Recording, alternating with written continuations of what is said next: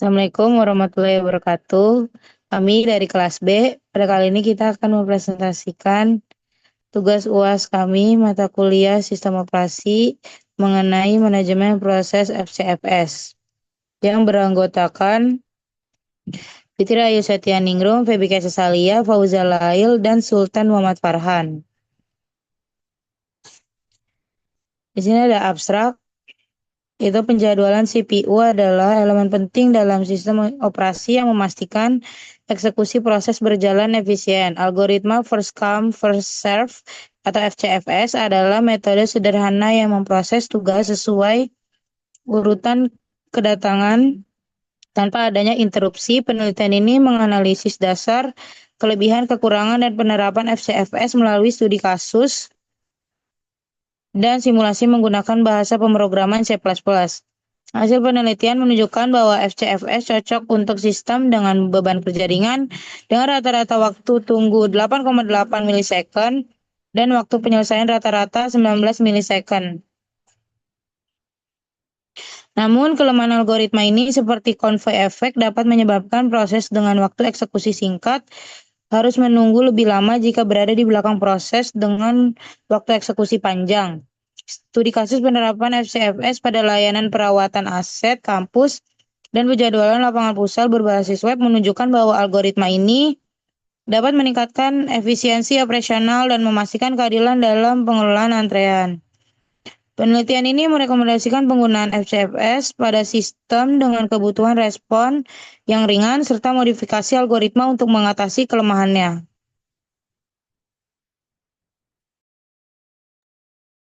Selanjutnya yaitu adalah latar belakang.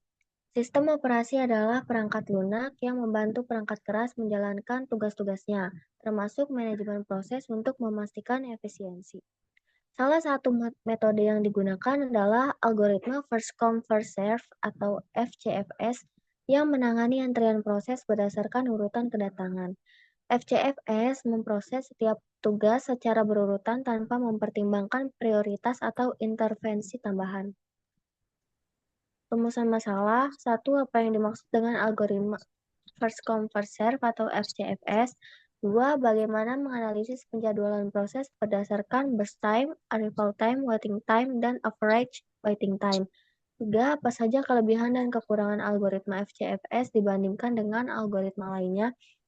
Keempat, bagaimana cara mengimplementasikan algoritma FCFS menggunakan bahasa C++ untuk menghitung waiting time dan average waiting time. 5. Bagaimana penerapan algoritma FCFS dalam kasus nyata. Tujuan penulisan yang pertama menjelaskan konsep dasar algoritma FCFS. Yang kedua menganalisis hubungan antara burst time, arrival time, waiting time, dan average waiting time untuk efisiensi eksekusi. Yang ketiga mengidentifikasi kelebihan dan kekurangan FCFS. Yang keempat membuat program C++ untuk menghitung waiting time dan average waiting time dengan FCFS. Yang kelima, menganalisis studi kasus penerapan algoritma FCFS.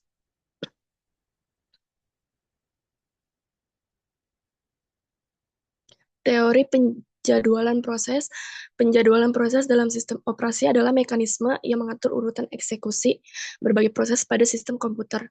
Tujuannya adalah meningkatkan efisiensi dan kinerja sistem, memastikan penggunaan CPU secara optimal, serta memberikan pelayanan yang adil kepada semua proses. Strategi dasar dalam penjadwalan proses ada non-preemptif dan preemptif. Definisi algoritma FCFS.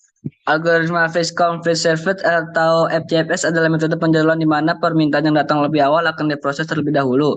Penjadwalan ini dilakukan berdasarkan urutan waktu kedatangan sehingga setiap permintaan dilayani sesuai antriannya. Mirip dengan konsep seperti FIFO Stack atau FCS sederhana dan mudah diterapkan menjadi pilihan populer bagi organisasi yang membutuhkan solusi cepat dan praktis.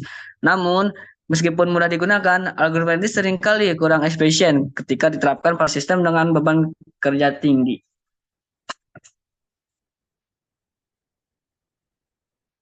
Kelebihan dari FCFS yaitu yang pertama sederhana dan mudah diimplementasikan.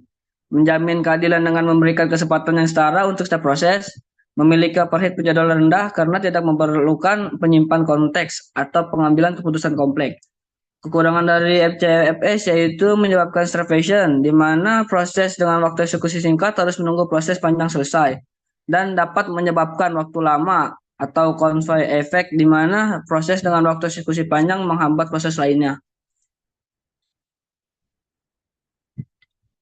Langkah-langkah algoritma FCFS. Yang pertama yaitu input data. Setiap proses memiliki arrival time atau waktu kedatangan dan burst time waktu eksekusi. Urutan proses. Proses diurutkan berdasarkan arrival time dan eksekusi dilakukan tanpa preemption. Eksekusi proses. Proses dieksekusi satu persatu sesuai aturan kedatangan dengan durasi eksekusi sesuai burst time yang ada.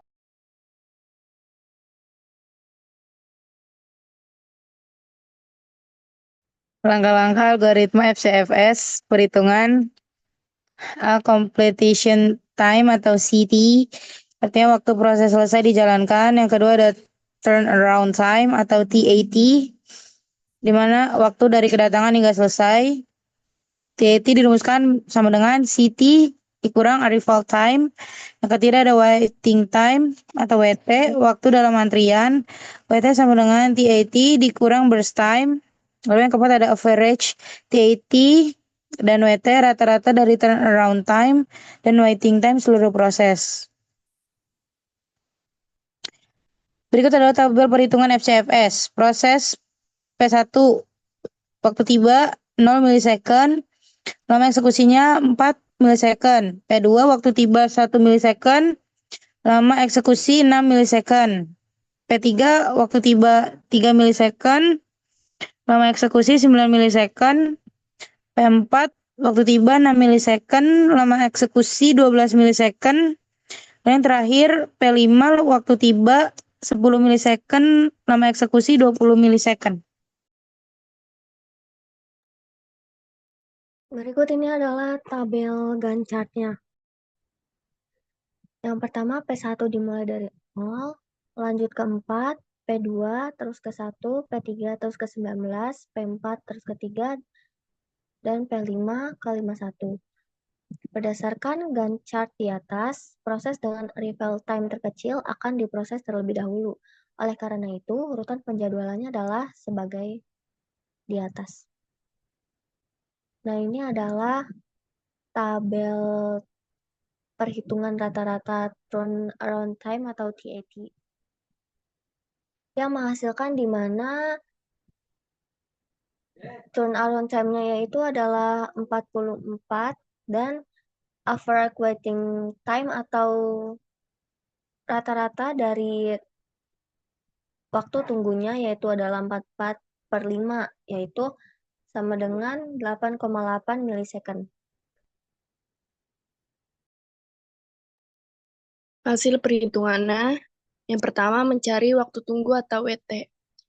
Sama dengan waktu mulai ST dikurang waktu tiba atau AT sama dengan 0 dikurang 0 sama dengan 0, kurung 4 dikurang 1 sama dengan 3, kurung 10 kurang 3 sama dengan 7, kurung 19 kurang 6 sama dengan 13, kurung 31 dikurang 10 sama dengan 21. Yang kedua, total waktu tunggu atau WT.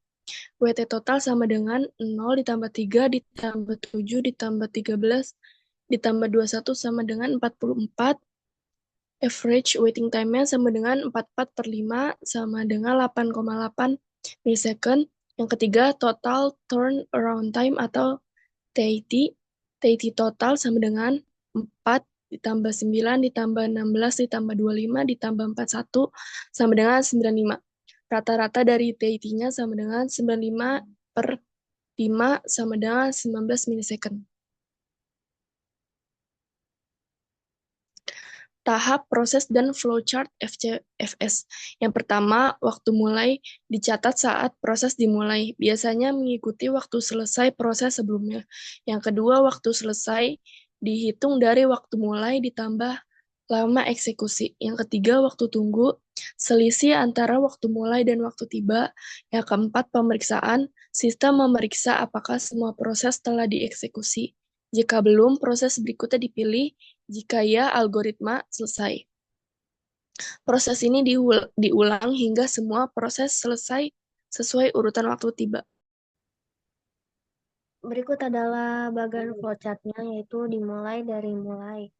Lanjut ke input data yang berisi proses P1, P2, P3, P4, P5, waktu tiba 0, 1, 3, 6, 10, lama eksekusi 4, 6, 9, 12, 20. Setelah itu, mengurutkan berdasarkan waktu tiba. Hasilnya yaitu P1, P2, P3, P4, P5. Setelah itu lanjut ke memproses permintaan P1. Terus lanjut ke eksekusi P1, yaitu eksekusi waktu mulai 0 ms, waktu selesai 4 ms, dan waktu tunggu 0 ms. Dan jika sudah selesai, lanjut ke P2. Jika belum, akan mengulang lagi ke permintaan P1 lagi. Setelah itu lanjut ke permintaan P2, dan lanjut dieksekusi P2, yaitu waktu mulainya 4 ms, waktu selesai 10 ms, dan waktu tunggunya 3 ms. Jika sudah selesai, lanjut ke P3, yaitu eksekusi P3, waktu mulainya 10 ms, waktu selesainya 19 ms, dan waktu tunggunya 7 ms.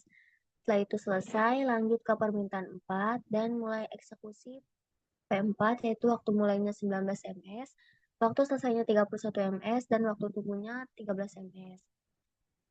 Jika sudah selesai, lanjut ke permintaan terakhir, yaitu permintaan P5, yaitu lanjut ke eksekusi P5, waktu mulainya 31 ms, waktu selesainya 51 ms, dan waktu tunggunya 61 ms. Dan jika sudah semua prosesnya, maka sudah selesai.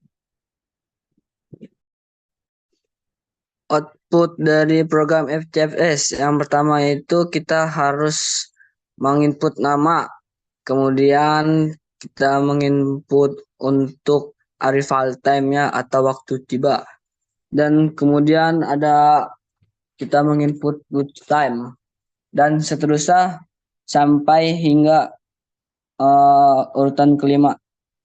Dan dari hasil outputnya yaitu dari waktu tunggu. Waktu tunggunya itu dari jumlah yang tertera dari 5 member. Dari hasil total 5 member itu yaitu ada 44 milisecond, 8,8 milisecond yang dibagi 5. Dari untuk TA-nya waktu perputarannya yaitu 95 milisecond. Rata-ratanya waktu perputaran yaitu 19 milisecond hasil dari penjumlahan dan dibagi 5 member.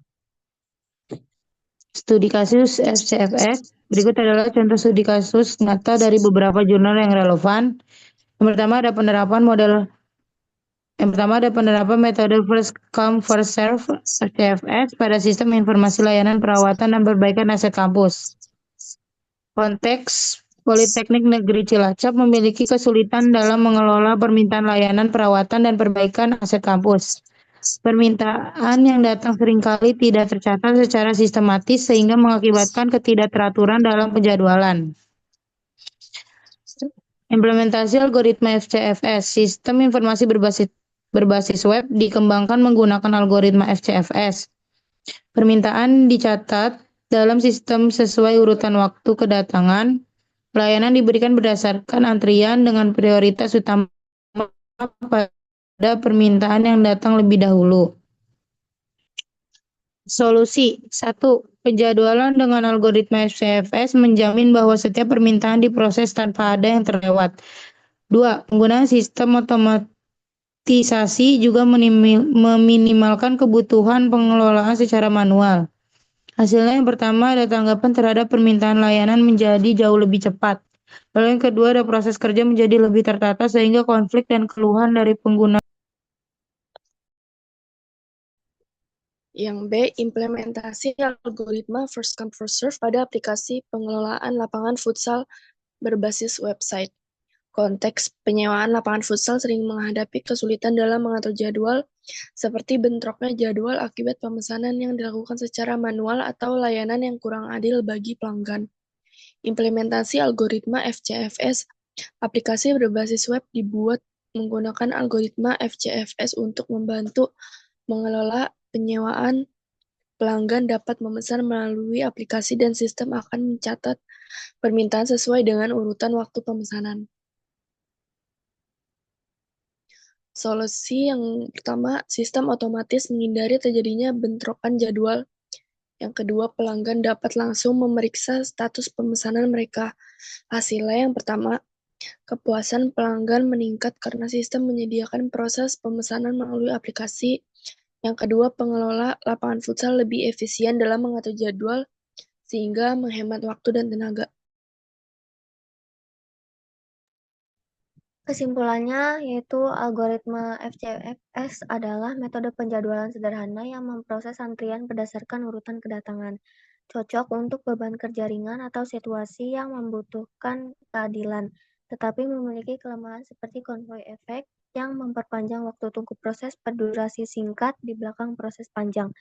Rata-rata waktu tunggu atau AWT yaitu 8,8 milisekund dan waktu penyelesaian atau TAT yaitu 19 milisekund menunjukkan kinerja baik, meski kurang ideal untuk sistem yang memerlukan respon cepat.